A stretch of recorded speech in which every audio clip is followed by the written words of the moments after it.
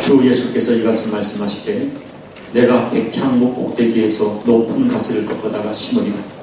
내가 그 높은 세 가지 끝에서 연한 가지를 꺾어 높고 우뚝 솟은 산에 심되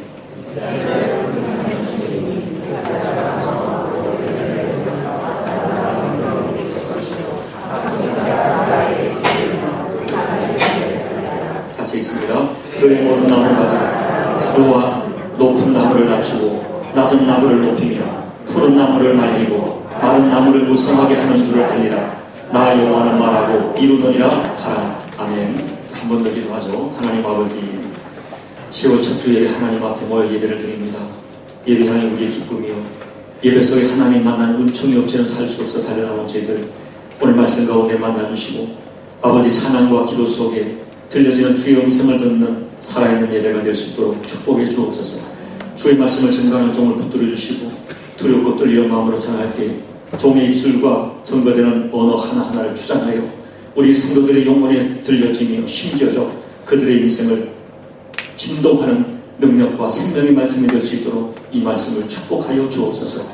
우리 가운데 이 말씀이 꼭 필요한 자를 그냥 보내지 말아주시고 말씀으로 들려지도록 축복하여 주옵소서. 살아계신 예수님의 이름으로 감사하며 기도하옵나이다. 아멘. 저는 안식일 기간 중에 주로 선지서를 읽었다고 말씀을 드렸습니다. 특별히 마지막 한 주와 기도원이 있을 때는 오늘 본문 에스겔서를 중점으로 읽었습니다.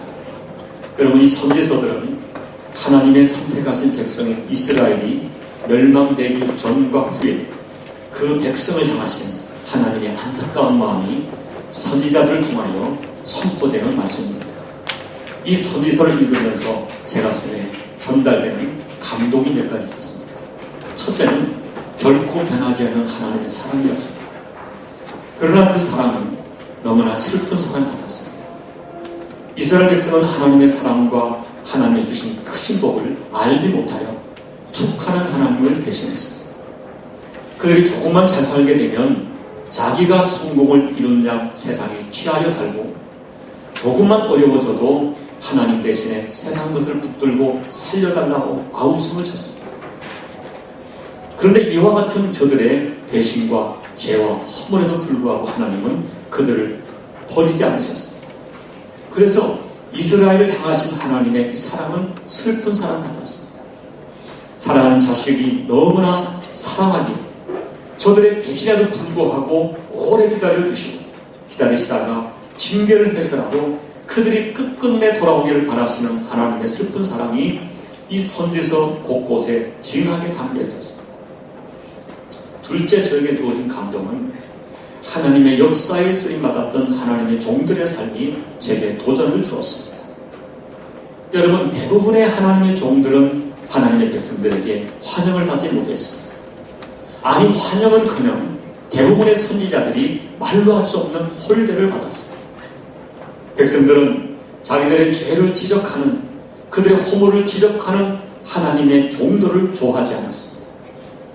그래서 때로는 적극적으로 핍박을 가했습니다. 그러나 저들 백성이 귀를 막고 하나님 말씀을 듣지 않아도 하나님 말씀을 저들은 전해야 했습니다. 저들은 백성들이 귀를 막고 좋아하지 않는 하나님 말씀을 포기할 수가 없었습니다. 결국 그들은 말할 수 없는 고난을 받았고 엄청난 희생을 감수하면서 하나님 말씀을 전해야 했습니다.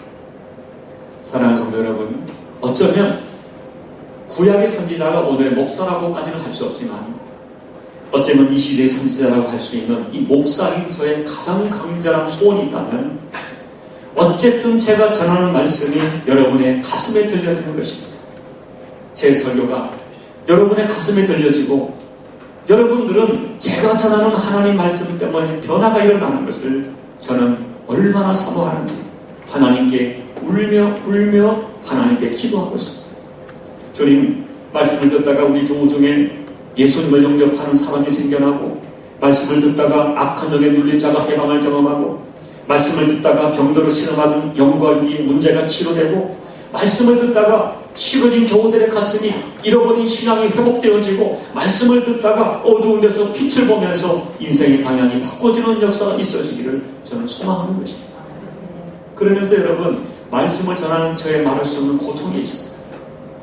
그것은 정말 제가 전하는 말씀이 성경에 담겨진 하나님의 뜻을 올바로 전하고 있는가 하는 불확실성에 대한 것입니다. 또 하나는 말씀을 전하는 제가 전하는 말씀대로 살지 못하고 있다는 자책감입니다. 여러분, 설교하기도 어렵지만 설교한 대로 살기가 너무나 어렵습니다. 여러분, 하나님의 말씀은 우리에게 지식을 위하여 주어지는 것이 아닙니다. 하나님은 말씀한 그대로 살아야 한다고 말씀합니다. 그런데 여러분, 우리같이 죄 많고 부족한 사람들이 이 완전하신 하나님 말씀대로 어떻게 살 수 있겠습니까? 여러분 생각해 보세요. 오른뺨을 치는 자에게 어떻게 왼쪽 뺨을 돌려댈 수가 있겠습니까? 여러분, 제가 설교자이기 때문에 제가 주님께서 말씀하신 대로 하나님 말씀을 설교는 하지만 저 자신부터 실천하지 못한다는 사실이 때론 저를 두렵게 하고 때론 저로 하여금 설교하기를 머뭇거리게 하는 것입니다. 여러분, 올해 딱 한 번 그런 경우가 있었습니다. 어떤 날은 도저히 내가 어떻게 이 말씀을 설교한단 말인가, 설교를 하고 할 수가 없어 설교를 쉬고 싶고, 그러나 그래도 어쩔 수 없어 두렵고 떨리는 마음으로 간신히 설교를 한 적이 있었습니다. 그런데 놀라운 사실을 경험합니다. 제가 충분히 말씀을 준비하지도 못했고 제가 이 말씀을 전하기에는 너무나 턱없이 부족하여 말씀을 전할 수 없다고 괴롭고 힘든 마음을 가지고 말씀을 전할 때에 오히려 그날 더 힘있는 말씀이 선포되어진다 하면 그 설교의 은혜를 받았다는 문자 메시지를 수없이 받은 것입니다. 그런가 하면 여러분, 제가 먼저 은혜를 받고 이 말씀에 확신이 들어 오늘 이 말씀을 전하는 우리 교우들이 큰 은혜를 받을 것이라 기대와 함께 말씀을 전했는데 오히려 교우들의 반응이 밋밋할 때가 있는 것입니다. 여러분, 왜 이런 일이 생길까요? 아마도 하나님께서는 우리의 중심을 보시는 것 같습니다. 내 실력과 은혜와 능력으로 준비된 설교에는 성령이 개입할 여지가 없지만 나의 부족을 통감하는 하나님 앞에 두려움으로 떨면 성령께서 말씀을 조명해 주시는 것 같습니다. 여러분, 그런데요, 설교뿐이 아닙니다. 우리 신앙생활 전반이 그렇습니다. 우리가 우리의 부족을 절감하고 때로는 체념한 것 하나님께 살려달라고 통곡하는 그때에 우리의 생각 밖의 역사가 일어나는 것입니다. 내가 죽었다고 생각하는 살아나는 역사가 일어나는 것입니다. 나는 틀렸다고, 나는 나의 죄와 허물 때문에 하나님 앞에 설 수 없는 죄인이라고 그냥 하나님 앞에 주님, 나는 죄인입니다, 불쌍히 여겨달라고 기도만 했는데 그때 기대 밖의 길이 열리는 것입니다. 여러분, 잘 들으셔야 됩니다.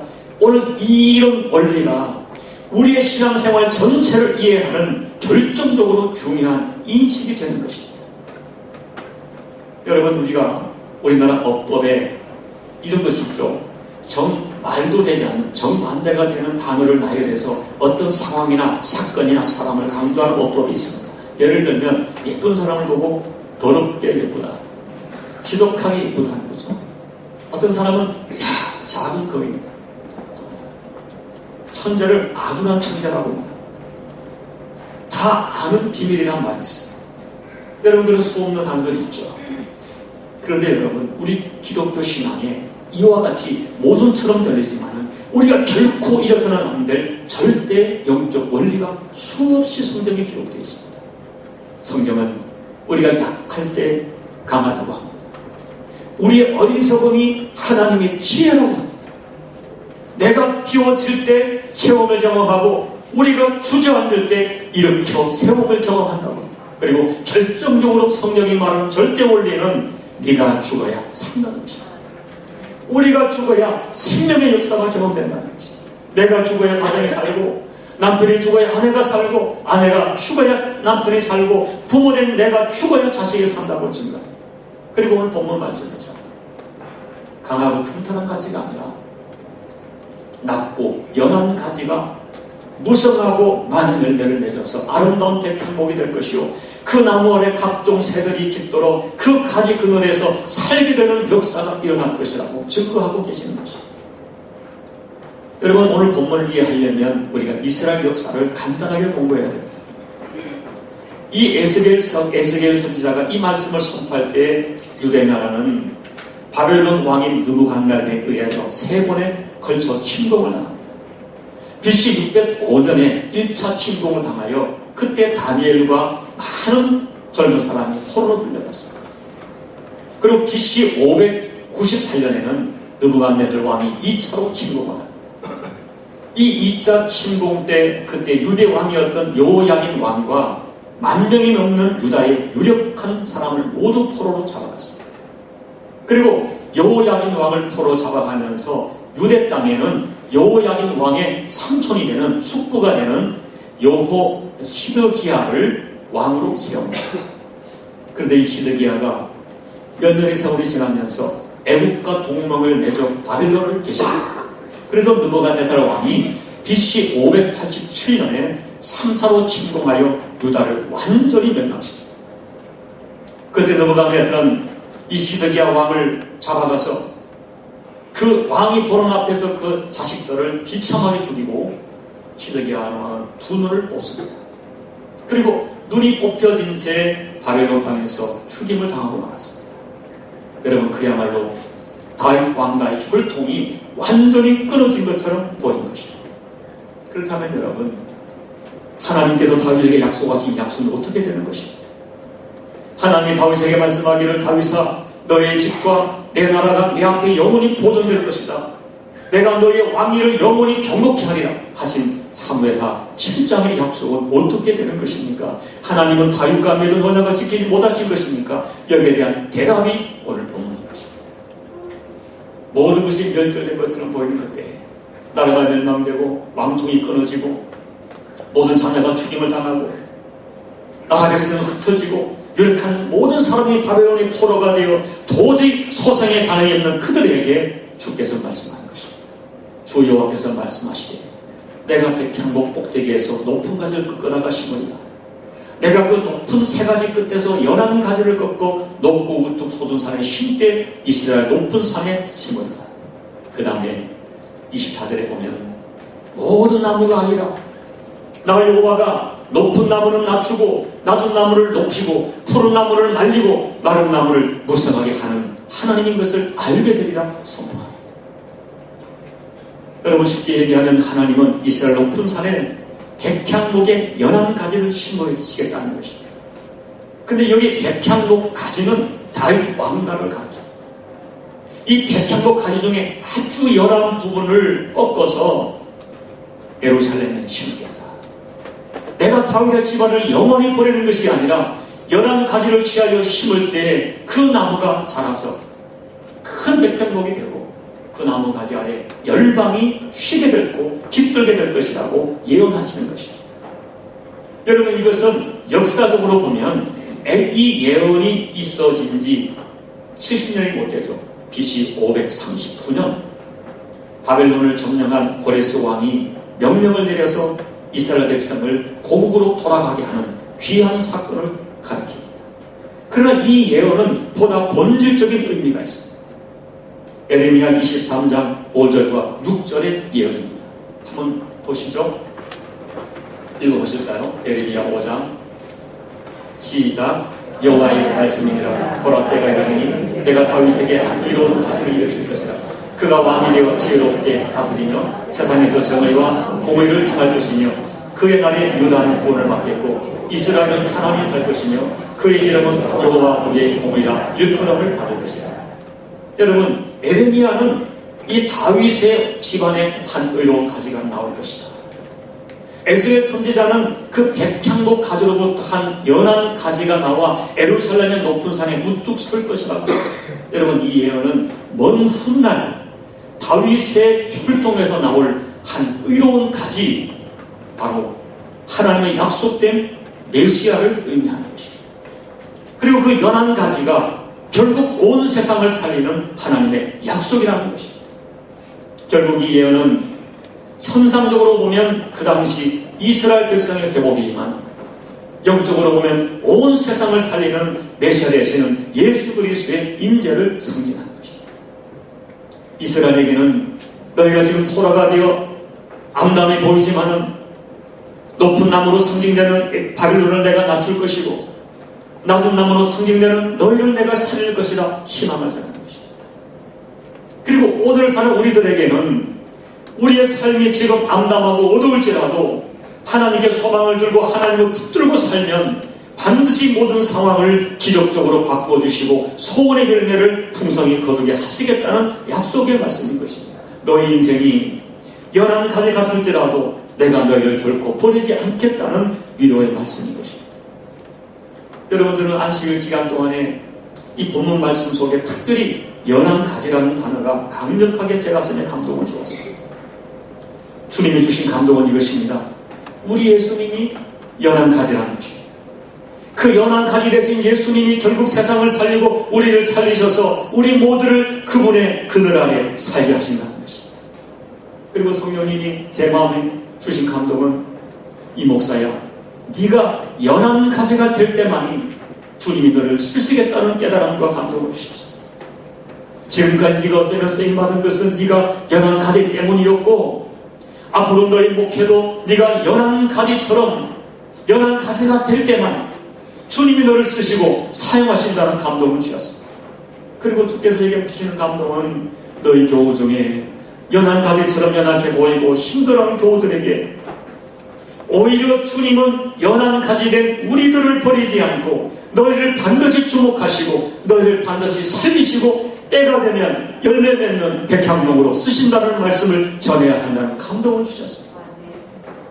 여러분, 오늘 부디 말씀을 통하여 연한 가지의 은혜가 여러분에게 임하기를 기도합니다. 그러면 본문이 주는 연한 가지의 축복은 무엇인가? 첫째, 우리에게 연한 가지로 오신 예수님의 축복을 주셨습니다.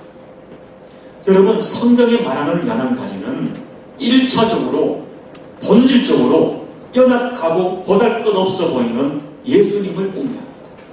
예수님은 연한 가지의 모습을 가지신 메시아이십니다. 여러분, 이사야 53장에 보면 예수님을 모시하기를 그는 주 앞에서 자라나기를 연한 순 같고 마른 땅에서 나온 줄기 같아서 고운 모양도 없고 풍처도 없은즉 우리의 보기에 흠모할 만한 아름다운 것이었도다 라고 예수님 앞으로 오실 메시아를 이렇게 정의했죠. 여러분, 이사야 선지자는 성령의 감동으로 앞으로 오실 메시아 예수는 우리가 보기에, 눈으로 보기에 너무나 여리고 연약하고 보잘것없는 연한 순으로 묘사하고 있습니다. 그야말로 예수님은 연한 가지로 이 땅에 오셨습니다. 연한 가지 짝이 없는 가문의 아기로 태어나셨습니다. 그의 아버지는, 명목상의 아버지는 뭐예요? 직업이 목수였습니다. 그의 어머니 마리아는 일개 총부에 지나지 않았습니다. 그가 메시아요 유대 왕이라고 그러지만은 왕의 영광과 위엄은 전혀 볼 수가 없었어요. 사람들은 예수를 보고 말하기를 나사렛 동네에서 무슨 선한 것이 나올 수 있느냐 조롱했습니다. 사람들은 예수께 대하여 야, 이 사람은 목수의 아들이 아니냐 평가를 했습니다. 그래서 사람들은 예수님의 외모를 보고 겉으로 나타난 연한 가지 같은 예수를 보고 우습게 여기고 침을 뱉고 때리고 모욕하고 십자가에 못 박아 죽였습니다. 연한 가지 같은 예수님은 완전히 꺾인 것처럼 보였습니다. 그러나 예수님은 3일 만에 다시 살아나셨습니다. 죽음을 이기신 것은 예수님이 하나님이요 진정한 메시아임을 증거하는 것입니다. 부활 후 40일 계시다가 성전하시면서 우리에게 약속대로 성령을 보내셨습니다. 그때 성령 받은 제자들은 온 세상에 예수 생명을 전하기 시작했습니다. 예루살렘에서 시작된 복음이 사마리아를 거쳐서 소아시아를 거쳐 유럽을 건너 아메리카를 건너 다시 아시아로 대한민국으로 중국으로 아프리카로 인도로 중동으로 복음이 확산되는 것입니다.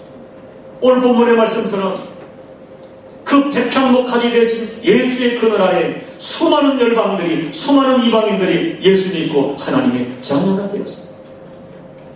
연한 가지 되신 예수 그리스도 우리에게 생명을 주셨습니다.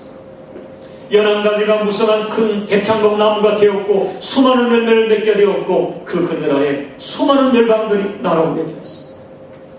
연한 가지이신 예수님은 나를 살리고 세상을 살리는 하나님의 비밀이요 능력이었습니다. 둘째, 여러분, 오늘날 우리 교회와 우리 성도들이 연한 가지입니다.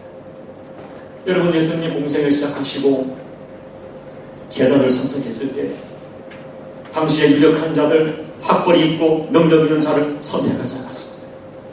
가장 비천한 어부들, 세리들, 죄인들, 당시의 멸시와 천대를 받는 힘없는 사람들을 제자로 삼으셨습니다. 물론 주님께서 얼마든지 세상의 엘리트 계층의 사람들을 제자로 삼을 수 있었습니다. 그러나 주님은 세상의 눈으로 볼 때 힘없고 연약한 것처럼 보이는 사람들을 제자로 삼으셨습니다. 누가 보더라도 그들은 힘없고 연약한 마른 땅에서 나온 연한 가지 같아 보였습니다. 그들이 믿고 전하는 복음은 너무나 어처구니 없고 어리석어 보였습니다. 그래서 이 세상 사람들은 교회를 멸시하고 예수를 멸시하고 제자들을 멸시했습니다. 교회는 역사상 계속 세상의 조롱과 핍박 앞에 고개를 숙이는 연한 순 같았습니다. 그러나 여러분 역사를 보세요. 그토록 엄청난 핍박을 받았지만 교회는 결코 부러지거나 뽑혀지지 않았습니다. 여러분 유세비우스라고 하는 역사가가 교회사라는 책을 기록했습니다. 이 책의 목적은 로마 황제, 교회를 그토록 핍박했던 로마 황제 치고 일찍 죽지 않은 황제가 없다는 것을 증명하는 책입니다. 저는 무섭도록 교회를 핍박했습니다. 그들은 교회를 완전히 진멸하려고 했습니다. 그러나 11가지처럼 보이는 교회는 꺾이기는커녕 자신들이 먼저 비참하게 꺾이고 말았습니다. 세상의 하나님의 교회는 세상에서 멸시를 받고 핍박을 받을지라도 우리의 확신은 이것입니다. 하나님의 교회는 연한 가지처럼 시작하지만 세상을 살리고 세상을 복되게 하는 오직 유일한 하나님의 생명의 도구이기에 결국 교회는 꺾이지 않을 것입니다. 그리고 사랑하는 성도 여러분, 오늘 믿는 우리가 연한 가입니다. 여러분 보세요. 다윗같이 하나님을 사랑하고 성자를 사랑했던 사람은 없습니다. 하나님은 다윗을 내 마음이 합한 자라고 친히 칭해 주셨습니다. 그러나 다윗은 간음과 살인을 통하여 그가 하나님의 은총이 없이는 살 수 없는 연약한 가지인 것을 여실히 증명하고 말았습니다. 모세를 보십시오. 자기 혈기로 살인을 했습니다. 미디안 광야로 내어 쫓겨서 그가 얼마나 연약한 가지인 것을, 하나님의 은총 없이는 아무것도 할 수 없는 가지인 것을 증명했습니다. 여러분, 예수님을 환상 가운데 만났던 바울, 하늘의 환상을 보았습니다. 모든 은사를 받았습니다. 그가 예수를 만난 이후에 자기를 점검하고자 아라비아 광야에 가서 3년 동안 말씀과 기도로 자기를 연단했습니다. 하늘의 음성을 들었던 사람입니다. 수많은 기적과 이적을 행했던 사람입니다. 그러나 그가 고백합니다. 나는 공부한 사람이로다. 내가 원하는 선을 행치 못하고 원치 않는 죄악을 행하는도다. 나는 공부한 사람이로다. 이 사망의 몸에서 누가 나를 건져내랴 절규하면서 자기가 연약한 가지임을 증거하고 있습니다. 사랑하는 여러분, 목사도 여러분도 우리의 믿음, 우리의 수준, 여러분 솔직히 너무 연약합니다. 우리는 연한 가지입니다. 우리의 믿음은 세상에서 너무 쉽게 말라지고 꺾여집니다. 우리의 믿음 너무 쉽게 포기되고 세상 사람들에게 짓밟히고 꺾입니다. 어떨 때는 우리가 믿는 사람인가, 저 사람이 믿는 사람인가 생각이 들 때가 있습니다. 이 세상을 대적하기에 우리의 믿음이 너무 연약해 보여서 나 스스로 낙심하고 좌절할 때가 있습니다. 그런데 여러분, 여기에 놀라운 비밀이 있습니다. 우리의 믿음이 연약할지라도 결코 완전히 꺾여지지 않습니다. 오히려 하나님께서는 연약한 우리들, 자신의 믿음 때문에 좌절하고 낙심하는 우리들, 나의 믿음 때문에, 나의 죄와 실패 때문에 통곡하는 우리들을 세우셔서 높은 산에 심어주십니다. 우리가 잘 부르는 복음성어가 있죠. 약할 때 강함 주시니 나의 보배가 되신 주. 예수님은 약한 모습 그대로 우리를 받아주십니다. 여러분, 연약한 것은 하나님 나라의 비밀입니다. 하나님 나라는 온유한 자의 것이고 작은 자의 것입니다. 예수님께서는 누구든지 어린아이처럼 되지 아니하면 천국을 받을 수 없다고 하셨습니다. 고린도전서 1장 27절을 보면 그러나 하나님께서 세상에 미련한 것들을 택하사 지혜 있는 자들을 부끄럽게 하려 하시고 세상에 약한 것들을 택하사 강한 것들을 부끄럽게 하려 하셨다고 말합니다. 그래서 바울은 자신이 그리스도 안에서 약한 것을 잘 압니다. 나는 나의 약한 것을 기뻐한다고 증거하였습니다. 여러분, 성경이 확실히 증거합니다. 하나님께서 약한 가지를 버리지 않고 그 가지를 꺾고 높은 산에 접붙여 심으십니다. 연약한 우리들을 통하여 세상의 강한 자를 부끄럽게 하십니다. 오히려 약한 나를 통하여 강한 자를 구원하게 하십니다. 여러분, 약한 가지지만 하나님께 접붙임 받으면 많은 열매를 맺을 수 있게 하십니다. 여러분, 약한 가지된 나를 버리지 않는 하나님, 약한 가지된 우리를 사용하시는 하나님께 감사를 드리는 것입니다. 여러분 모두가 높은 산에 숨겨진 연약한 가지가 되시기를, 연약한 가지임을 믿으시기를 바랍니다. 그런데 여러분, 정말 중요한 것은 제가 세 번째 증거하는 것입니다. 세 번째, 연약한 가지일지라도 반드시 꺾여져야 하나님이 사용하신다는 것입니다. 오늘 본 비유 말씀의 가장 중요한 포인트는 22절 말씀에 연한 가지를 꺾었다는 말씀입니다. 이 작고 연한 가지가 장차 거대한 백향목이 되어서 온 세상에 그늘을 제공하고 많은 사람을 살리는 그런 나무가 되려면 먼저 반드시 자기가 꺾여져야 한다는 사실입니다. 여러분, 그런데요, 크고 강한 가지는 잘 꺾이지 않습니다. 그래서 크고 강한 가지는 높은 산에 심을 수도 없고 하나님 나라에 접붙일 수가 없다는 것입니다. 여러분, 이스라엘 한때 교만했습니다. 잘 나가던 왕들이 모두가 교만했습니다. 하나님 없이도 얼마든지 내 힘으로 살 수 있다고 생각했습니다. 그러다가 아수르에게 꺾이고 바벨론에 꺾여서 작아질 대로 작아지고 약해질 대로 약해졌습니다. 이제는 바벨론의 포로가 되어가서 모든 소망에다 멸절되었습니다. 그렇게 꺾여질 때에 그들은 비로소 하나님께 진정으로 꺾이게 되었습니다. 내가 진정으로 하나님 앞 나를 포기하고 꺾여질 때 그때에 하나님은 약한 가지 같은 이스라엘을 살려주시겠다고 약속하셨습니다. 나아가서 너희 약한 가지된 이스라엘이 크게 자라 오히려 천하의 너희를 대적하던 민족들이 너희에게 깃도로 살게 되는 너희가 세상을 살리는 백향목이 될 것이라고 예언하셨습니다. 여러분, 성경을 보십시오. 하나님 쓰시던 아브라함, 이삭, 야곱, 요셉 모두 꺾여질 때 하나님 앞에 쓰임받았습니다. 모세가 80이 되어 아무런 양력이 없는 야인으로 꺾여질 때 출애굽의 연도자로 사용하셨습니다. 사도 바울 하나님 앞에 꺾여지고 두려워 떨 때 세상을 살리는 백향목으로 사용하셨습니다. 무엇보다 여러분, 나를 살리신 예수 그리스도, 예수님이 십자가에 꺾여짐으로 세상을 살리는 생명의 그늘이 되신 것입니다. 여러분, 오늘 저와 여러분도 마찬가지입니다. 내가 작고 약하고 연약한 가지가 되어 하나님 손에 꺾여질 때 우리가 하나님 손에 쓰임받을 수 있습니다. 나는 할 수 있다, 나는 부유하다, 나는 크다, 나는 강하다, 입으로 소리를 내지 않지만 내 속에 그런 자부심과 교만이 있을 때 나는 꺾이지 않습니다.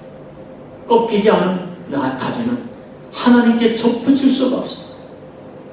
여러분, 이것이 오늘 모순처럼 보이는 그리스도인의 비밀입니다. 꺾이기 쉬운 연약한 가지가 될 때 많은 열매를 맺는 거목이 됩니다.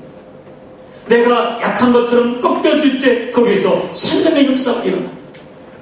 나의 부족함을 통감하고 슬퍼할 때 주님의 진짜 위로를 받습니다.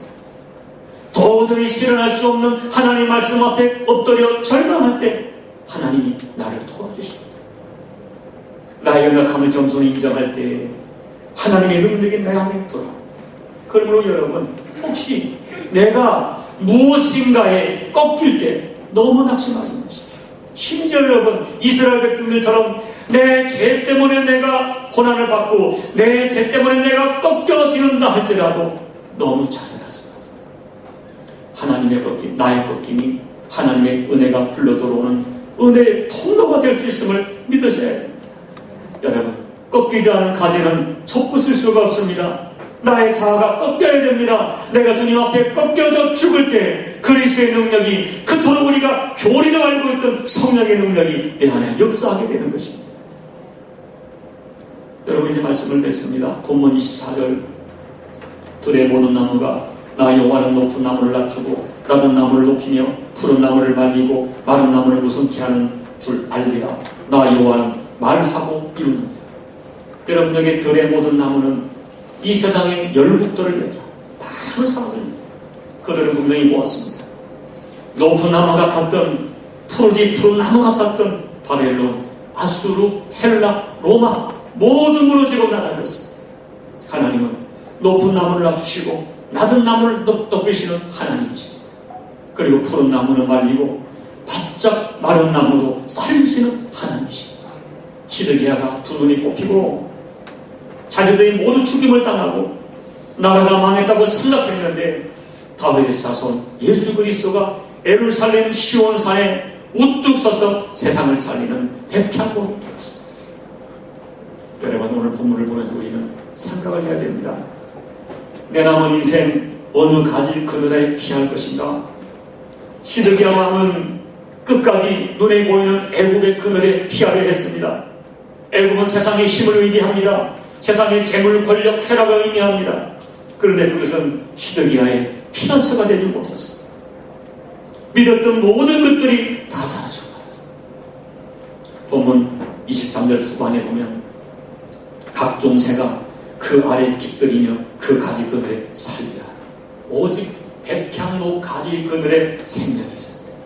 예수 그리스도 그늘에 거하는 사람은 멸망과 지옥에서 해방되고 생명과 자유와 기쁨을 누리게 될 것입니다. 여러분, 내 남은 인생 어느 그늘 아래 피할 것인가? 어느 나무 아래 피할 것인가? 결단해야 됩니다. 그리고 여러분, 우리 인생을 하나님의 능력으로 살아야 합니다. 오늘 여기 하나님께서 선포하신 것처럼 낮은 나무도 높이시고 마른 나무도 무성케 하시는 하나님을 붙들고 살아야 됩니다. 여러분, 내일부터 특별 새벽기도의 기간입니다.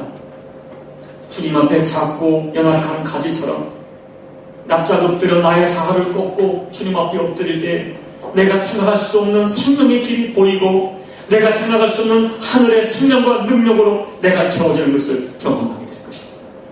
여러분, 모두의 남은 인생이 작고 연한 가지처럼 보이나 오직 하나님을 붙들다가 연약한 나, 작은 나를 무섭게 하시는, 내 영과 육을 무섭게 하시는 하나님의 은혜를 반드시 경험하시는 여러분의 생애가 꼭 되시기를 예수님 이름으로 축원합니다.